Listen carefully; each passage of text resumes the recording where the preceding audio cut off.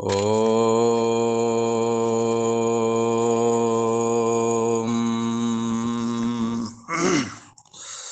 ओम शांताकारं भुजगशयनं पद्मनाभं सुरेशं विश्वाधारं गगनसदृशं मेघवर्णं शुभांगं लक्ष्मीकान्तं कमलनयनं योगभिर्ध्यानगम्यं वन्दे विष्णुं भवभयहरं सर्वलोकैकनाथं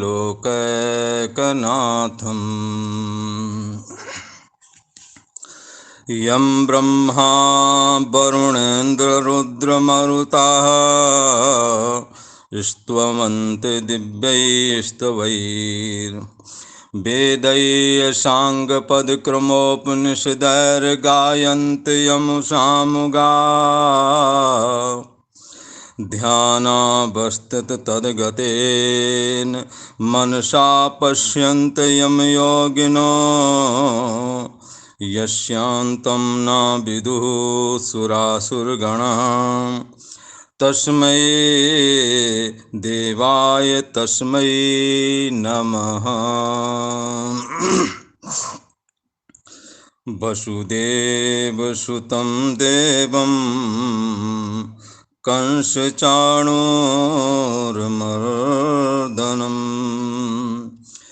देवकी परमानन्दं कृष्णं वन्दे जगद्गुरुं।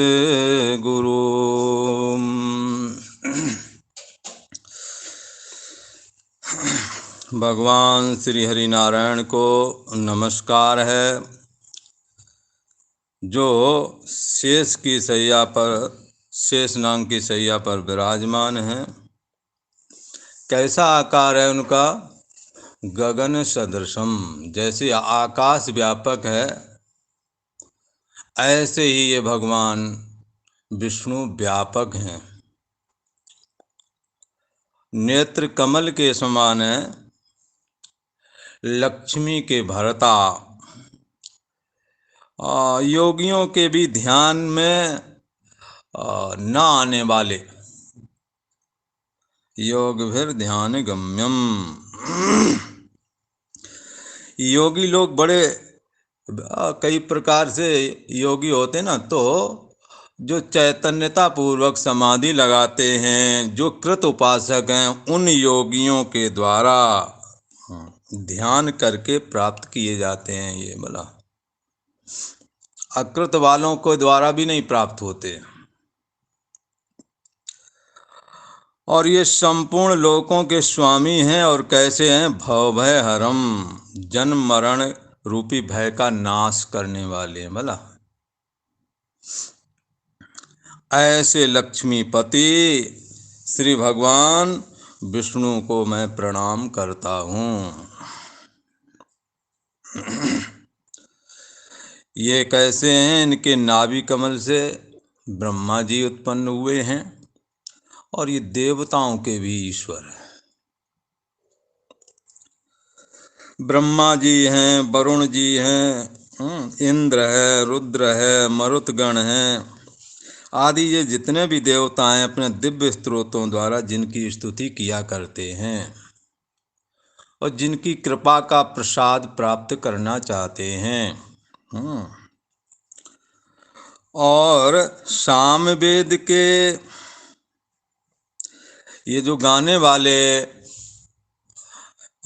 ये अंग पद क्रम और उपनिषदों के सहित वेदों का द्वारा जिस परमात्मा का गान किया जाता है, प्रतिपादन किया जाता है, और योगी लोग ध्यान में तदाकार होकर के मन से जिनका दर्शन करते हैं अथवा चिंतन करते हैं, और फिर भी देवता और असुरगण जितने भी हैं, कोई भी उनका अंत नहीं पाते। जो उनको नहीं जान पाते ये कहाँ तक कितने हैं। भला कृपा से कुछ दर्शन प्राप्त हो जाए बात अलग है, पर अपने बलबूते से जिनका अंत नहीं मिलता, उन परम पुरुष परमात्मा श्री हरि नारायण को मेरा नमस्कार है। वो हमारे अंदर आकर बैठ करके अपना ही कथन स्वयं करें, उनका कथन दूसरा कौन करेगा।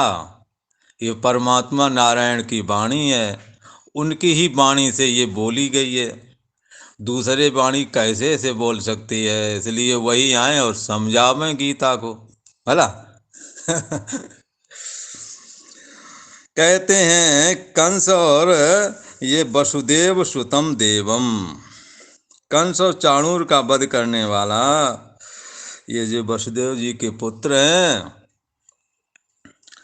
और कैसे हैं जगत गुरु श्री कृष्णचंद्र श्री कृष्ण भगवान को, भगवान श्री कृष्ण को, योगेश्वर श्री कृष्ण के चरणों की मैं वंदना करता हूँ। अब थोड़ा महात्म कहते हैं गीता का, गीता के हर अध्याय का महात्म है भला। तो वैसे कुछ ये 6 श्लोक हैं महात्म के, उनको सुना देते हैं, और अध्याय अध्याय का अलग अलग महात्म है। तो उसको जिसे जानने की इच्छा हो तो एक महात्म वाली गीता की पुस्तक आती है, उसको एक अध्याय का पाठ करने का क्या फल है ये उसमें बतलाया गया है। हर एक अध्याय के पाठ करने का फल है भला। गीता के लिए तो ऐसा कहते हैं कि गीता का एक श्लोक भी कोई पाठ करता है तो उसे भगवत कृपा प्राप्त होती है। गीता के जितने भी श्लोक हैं ये मंत्र मान के चलो। एक बार हमने एक किसी संत से सुना था कि एक संत थे, उनको गीता समझ में नहीं आती थी भला। तो उन्होंने कहा क्या करें, किससे पढ़ें, कोई सुनाने पढ़ाने वाला भी नहीं मिलता और खुद की बुद्धि इतनी काम नहीं करती। कई लोगों को लगेगा ये ऐसी गीता क्या है, आज के जो पढ़े लिखे हैं ना लड़के, उन्हें लगेगा इसमें क्या खास बात है, चाहे जब सीख लेंगे। पर वो चाहे जब शब्द सीख लेंगे, हो सकता है वो श्लोक का उच्चारण भी सीख लें, पर गीता क्या कह रही है ये सीखने के लिए तो जन्म लग जाएंगे।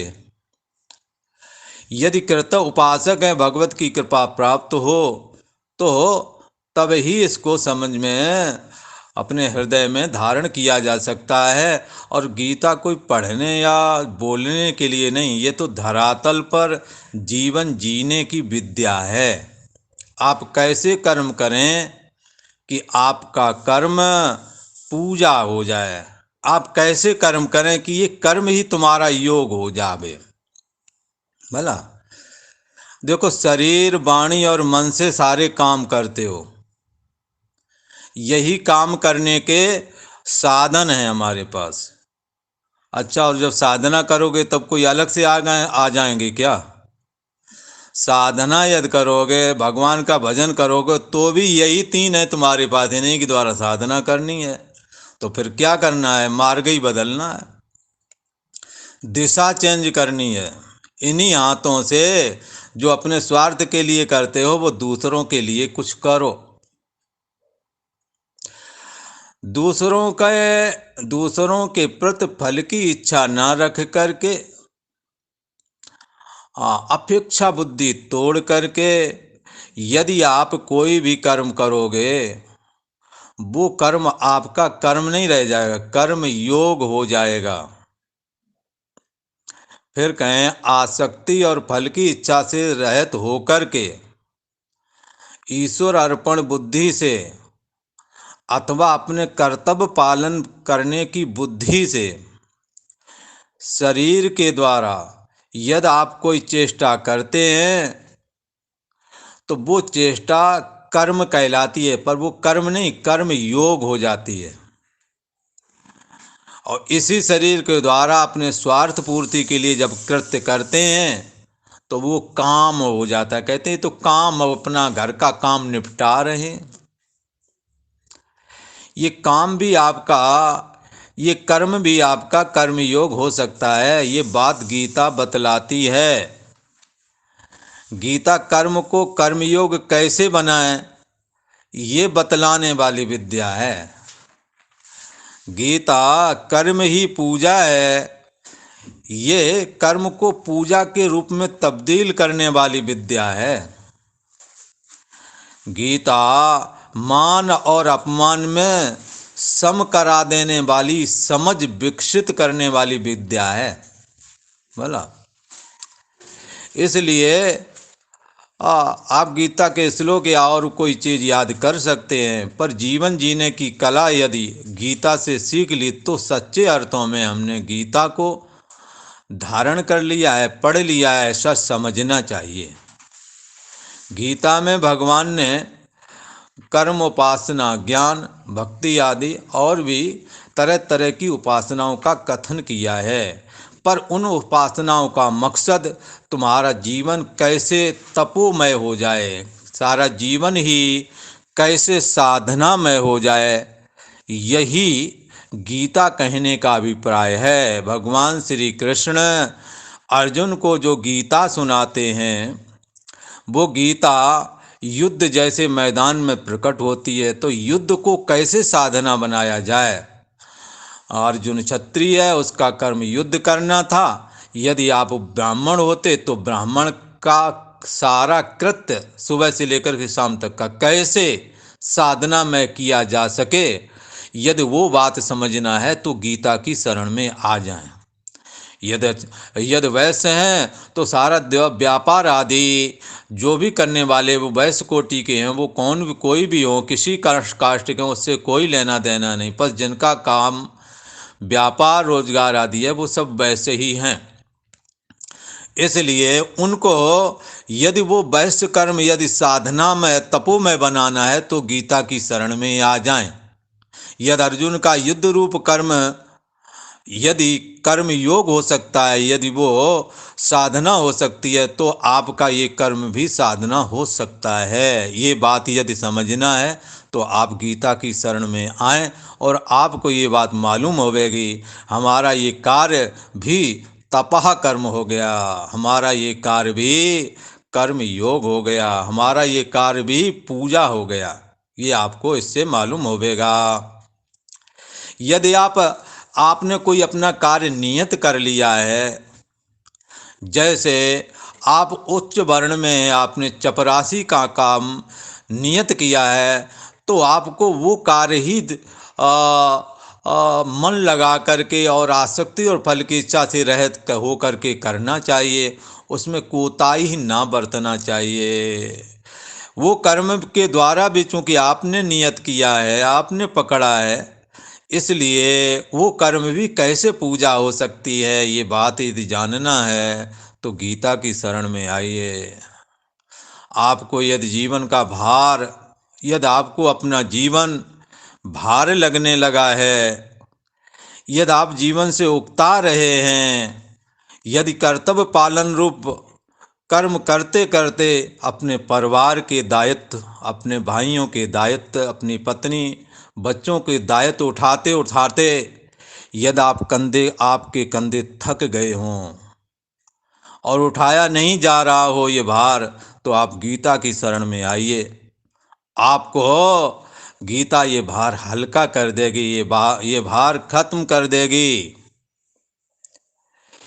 इसलिए गीता ने एक बात लास्ट में ऐसे लोगों के लिए कही जिन्होंने सारे जीवन अपने कर्तव्य निर्वाह किए, पर वो उससे उऋण नहीं हो सके, अब भार उनसे उठाया नहीं जाता। क्या करें। ऐसे लोगों के लिए गीता ने समाधान बताया है। गीता ने कहा, सर्वधर्मान परित्यज्य मामेकं शरणं व्रजा, अहम त्वा सर्व पापेभ्यो मोक्षयिष्यामि मा शुचः। हे अर्जुन, तुम चिंता मत करो। यदि तुम्हें सारे जितने भी तुम्हारे कर्तव्य पालन करने के योग्य जो कर्म हैं, यदि तुम उनको नहीं कर पा रहे हो, यदि तुम उनका भार वहन नहीं कर सकने में समर्थ नहीं हो, तो तुम फिर ऐसा करो, संपूर्ण कर्तव्य कर्मों को मेरे ऊपर छोड़ दो, मेरी शरण में आ जाओ। मैं तुम्हारे कर्तव्य पालन न करने के जो पाप हैं, मोक्षयिष्यामि, मैं उनसे मुक्त कर दूंगा। माँ शुचा, आप चिंता मत करें, गीता हर किसी का समाधान करने का गीता में सामर्थ्य है। आप अंतिम क्षण में भी यदि आपको लगता है हमारा सारा जीवन यूं ही गया, अब मैं क्या करूं, अंतिम सांस तक यदि बाकी है तो गीता आपके समाधान के लिए तैयार है। गीता आपसे कहती है, यदि आपने सारा जीवन वैसे निकल गया, आपके पास कोई समाधान नहीं है, मैं क्या करूं, मैंने इस जीवन में कोई तप नहीं किया, कोई कर्म संग्रह नहीं कर पाया, कोई परमात्मा की भक्ति नहीं कर पाई, ऐसे लोगों को गीता ने कहा है कि आप अंतिम समय में होना तो चाहिए था कि आप हर समय परमात्मा का स्मरण करते, जैसा कि गीता ने कहा है, तस्मात् सर्वेषु कालेषु मां मनुस्मर युद्ध चाह। हर समय परमात्मा नारायण का स्मरण करना चाहिए। यदि नहीं कर सके तो फिर क्या हल हो सकता है, उसका भी हल बताया। ओम इत्येकाक्षरम ब्रह्म व्याहरन मां मनुस्मरन, यह प्रयाति त्यजन्देहम सा यात पुनरा गत नहीं, अप्राप्त गति जो है क्या, पुनरप जननम पुनरप मरणम, यदि आप इससे छूटना चाहते हैं। इस लोग थोड़ा मिस्टेक हो गया, खैर अर्थ बता देते हैं। यदि आप अंतिम सांस भी आपकी है तो आप उस समय आप ओम का स्मरण करें। ये भगवान श्री कृष्ण का ओम जो ये प्रथम नाम है, और या प्रयाति त्यजन देव, दे के छूटते समय यदि इसका स्मरण किया जाए तो उसको उसका कल्याण हो जाएगा, वो परमात्मा को प्राप्त होगा, उसकी मुक्ति हो जाएगी। अंतिम सांस के लिए भी, जिसकी अंतिम सांस बाकी है, अंतिम समय आ गया, कुछ कर न सके, ऐसे लोगों के लिए भी समाधान है। इसलिए कर्तव्य मार्ग पर डट जावें, श्री गीता हमें सिखाती है। भूले को राह दिखा देना, श्री गीता हमें सिखाती है। इसलिए अपने कर्तव्य मार्ग पर हमने चलते जाना है, चलते जाना है, चरे वेती चरे वेती चरे वेती।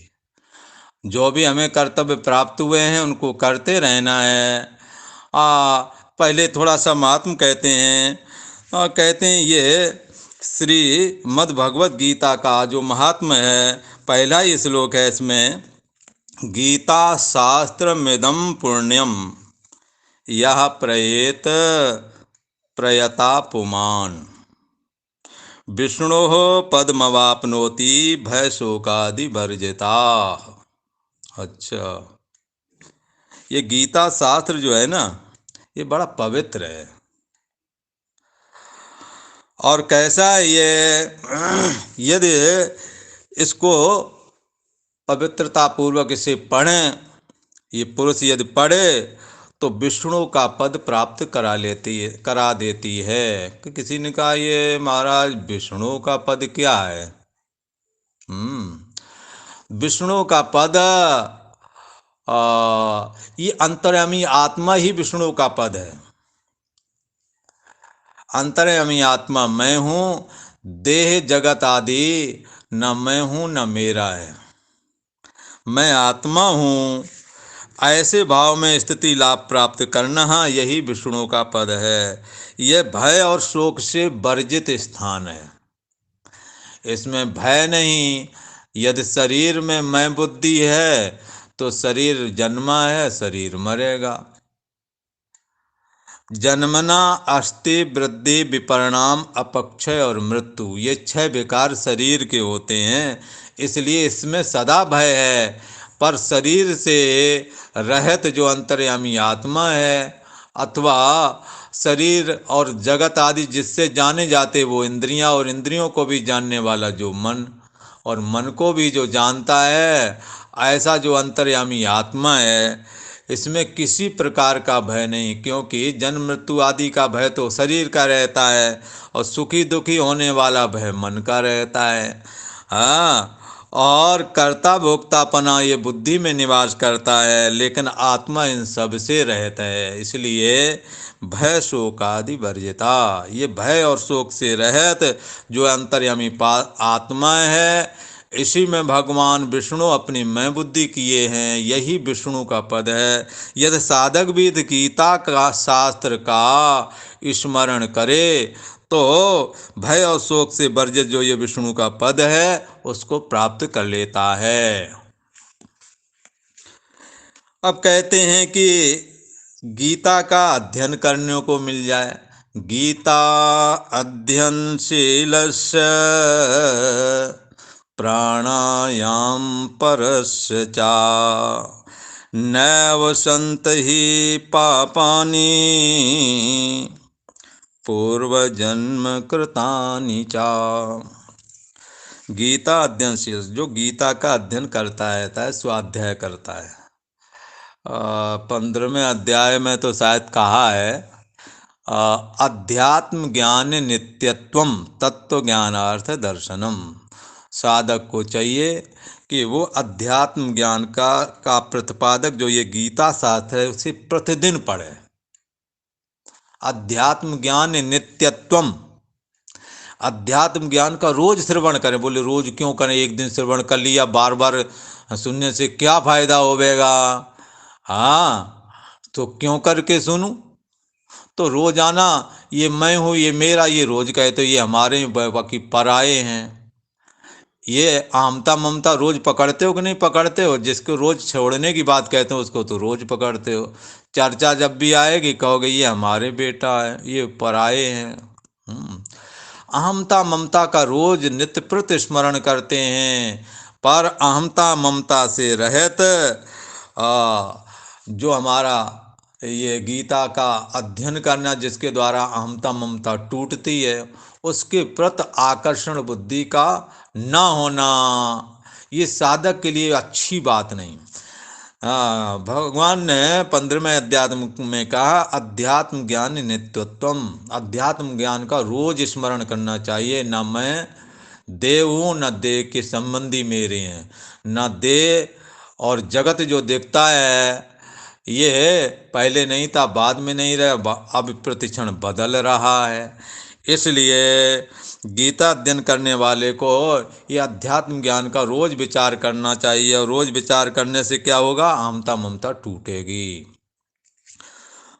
और अध्यात्म ज्ञान नित्यत्व तत्व ज्ञानार्थ दर्शनम, तत्व का दर्शन करना चाहिए। तत्व का दर्शन क्या करना चाहिए, वो आत्मा मैं ही हूँ बाधित अहम करके, और बुद्धि देश का जो साक्षी है ना, और दो चीज़ें रह जाती हैं, एक बुद्धि और एक बुद्धि का साक्षी।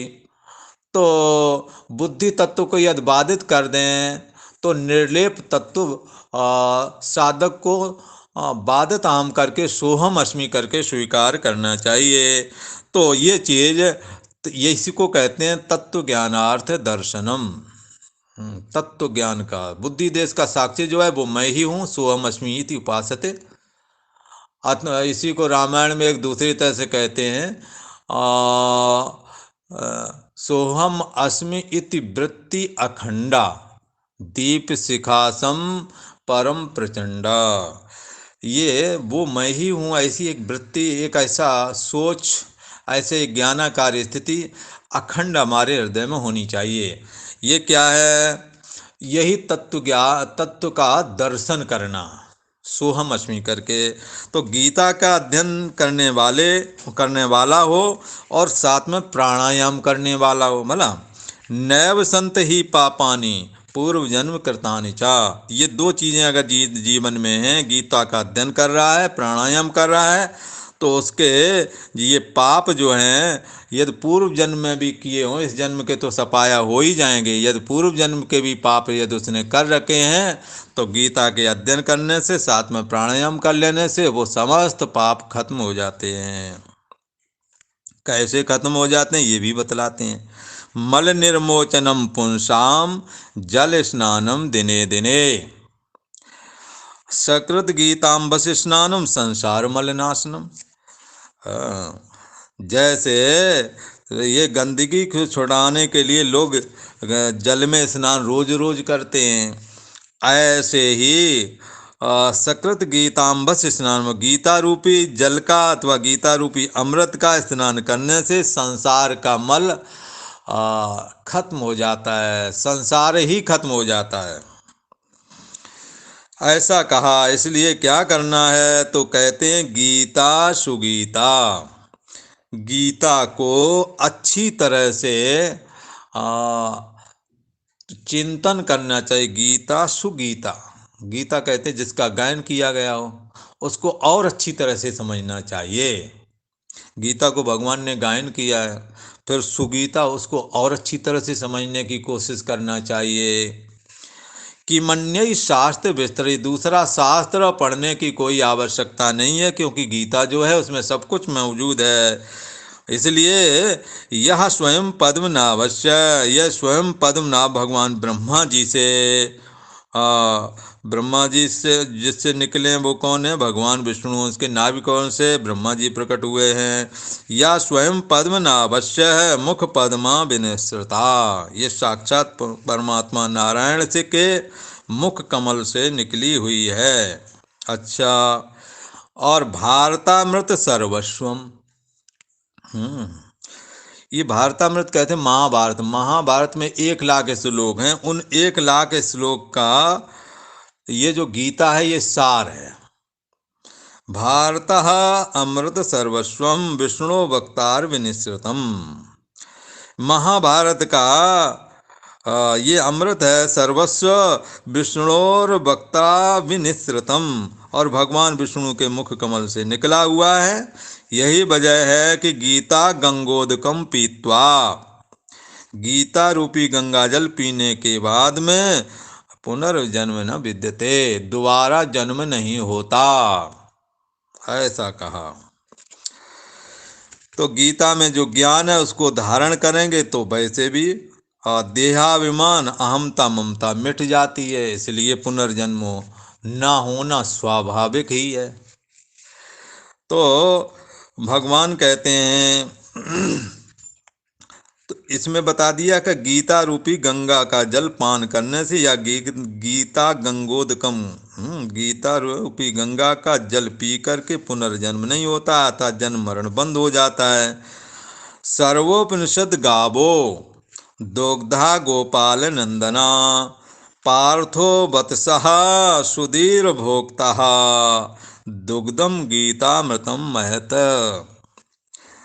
ये भगवान श्री कृष्ण ने क्या किया, पार्थो वत्सा, जैसे गाय से दूध दूहते हैं ना, तो बछड़े को छोड़ देते हैं तो दूध गाय उतार देती है, ऐसे ही भगवान श्री कृष्ण ने पार्थ कहते हैं अर्जुन को वत्सा सुधीर भोक्ता दुग्धम गीतामृत महत। ये गीता रूपी अमृत है, इसको अर्जुन को बछड़ा बना करके, और ये जो है ना उपनिषद है उनको गौएं बनाया। पार्थो वत्सा सुधीर भोक्ता दुग्धम गीता मृत महत, सर्वोपनिषद गावो, संपूर्ण उपनिषदों को गायों की तरह समझना चाहिए, और गायों से जैसे दूध निकलता है ऐसे ही उपनिषद से ज्ञान रूपी दूध निकलता है, उसको दूहने वाले हैं गोपाल नंदन भगवान श्री कृष्ण। और गाय को दूहने के लिए जैसे बछड़े की जरूरत होती है, तो बछड़े की जगह पार्थो अर्जुन को बछड़ा बनाया। और ये बछड़ा कैसा है, सुधीर भोक्ता, ये दूध को पीने वाला है, मधुर दूध है ना, ज्ञान वैराग भक्ति से जो निश्चय निष्कर्ष निकलता है उसको धारण जो करता है, तो अर्जुन ने धारण किया है, तो उसने महान अमृतमय रस का पान कर लिया। पार्थो वत्सा सुधीर भोक्ता दुग्धम गीता मृत महत। महान गीता रूपी अमृत का दोहन भगवान ने किया है। वो कैसे किया है? अर्जुन को बछड़ा बनाया, संपूर्ण उपनिषदों को गाय बनाया। अच्छा, अब कहते हैं एकम शास्त्रम देवकी पुत्र गीतम। एक ही शास्त्र है जिसको देवकी के पुत्र श्री कृष्ण ने कथन किया है। एको देवो देवकी पुत्र एवं, एक ही देवता है इस भूमंडल में या ब्रह्मांड में, वो है भगवान श्री कृष्ण, साक्षात पुरुषोत्तम श्री हरि नारायण। ये कैसे देवता है? देवकी के यहाँ पुत्र रूप करके प्रकट हुए हैं। अच्छा, एको मंत्र से, एक ही मंत्र है, ओम नमो भगवते वासुदेवाय, जपो आराम से। एको मंत्र से नामान्यान कर्मापेकम तस्य देवस्य सेवा। और कर्म क्या करें? उस देव की सेवा में लगे रहें। हाँ, साधु सेवा, धर्म हमारा, काम न दुनियादारी से। हाँ, इसमें लगे रहो। ठाकुर हमरे रमण बिहारी हो, हम हैं रमण बिहारी के। साधु सेवा धर्म हमारा, काम न दुनियादारी से। कोई बुरा कहो या भला कहो हम हो गए रमण बिहारी के। इसलिए यहाँ कहते हैं एक ही शास्त्र है भगवान श्री कृष्ण के द्वारा जिसका कथन किया गया है, बस एक ही शास्त्र है और उसका नाम है गीता। और एक ही देवता है जिसका प्राकट देवकी के यहाँ हुआ है, देवकी वसुदेव के यहाँ, उसी से सारे देवता प्रकट हुए। एक ही मंत्र है, एको मंत्र से तस्य नामानी, एक ही मंत्र, उसके नाम का स्मरण करो। और कर्मा अपि एकम, एक ही कर्म है कि उसकी सेवा करो। भगवान की सेवा क्या? साधु सेवा, दीन दुखी की सेवा भगवान की सेवा है ना। ऐसा करके ये गीता का जो महात्म्य है उसका कथन किया गया। और आज इतना ही कहेंगे और कल को शुरुआत करेंगे धर्म क्षेत्रे कुरुक्षेत्रे संवेता युयुत्सवः मामका पांडवाश्चैव किम कुर्वत संजय।